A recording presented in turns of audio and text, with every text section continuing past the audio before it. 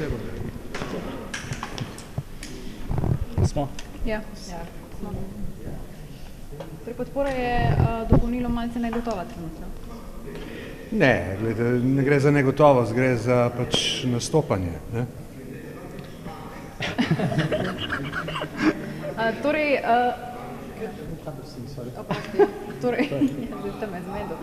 Torej, ukinitev dopolnilnega bo na kakšen način, pa še ni jasno, tudi danes ne bo jasno. Ne, zakon je zelo jasen. Problem pa je, da seveda ne zagotavlja stabilnosti, takšen kakršen je. In če bo zakon sprejet, bo minister mogel v roku 1 leta popraviti ta zakon, ne samo ta del, ampak tudi vse ostalo. Vkolikor tega ne bo naredil, bo državni zbor prisiljen narediti spremembo in podaljšati rok. Kaj pa glede finančne vzdržnosti oziroma nevzdržnosti? Zdaj nekako ZZS opozarja, da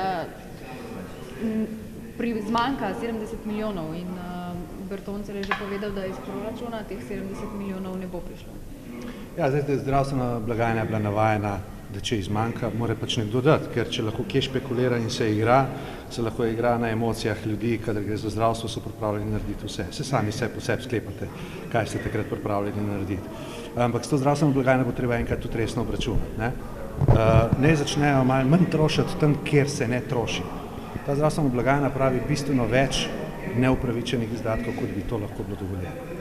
In seveda zato so tudi eni glavnih protagonistov katerekoli spremembe, ne samo dopolnilnega zavarovanja, ki ga danes uspešno molzejo, zato da lahko sami počnejo kar čijo. Tudi upravljanje in skratka kompletna organizacija je tam zastarela in je na principu nekega modela, ki pravzaprav nikjer več ne more funkcionirati.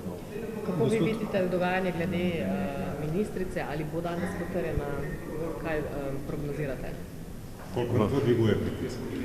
Kako? Koliko nam to dviguje pritisk, če že zdravstveno? Ne, glede, zelo veliko se dela ene fame in tako naprej, ampak vse ste navajeni. Cel dan nekaj poročate, na koncu bo pa, jaz mislim, da sta šla skozi. Vas izziva kolegi iz Desusa, samo mogoče, da danes je spet na njih, da bo vse skupaj? Mene nič ne izziva nihče, ne? Mene bolj ta nepremišljenost in ta sovražni govor, ki vidim, da vedno bolj in bolj prihaja v ospredje tudi pri samih predstavitvah. Že ta podatek, ne, da imamo hearing, kjer 80% zaslišujejo kandidatko za ministrico stvari, ki se sploh ne tiče njenega resorja, ne, vam več kot jasno govori, da pravzaprav ne gre za resno stvar. S tem pa daje jasno sporočilo ljudem, ne, da lahko pravzaprav res počnejo kar čijo, ker pravzaprav mi smo neko ogledalo njihovo. Ne.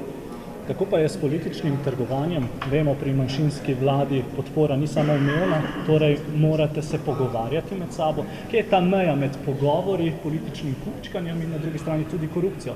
Zdaj, gospod Jelinčič se je v 3 dneh 3-krat premislil, kako bo glasoval, to pomeni, da so ga nekoliko stisnili.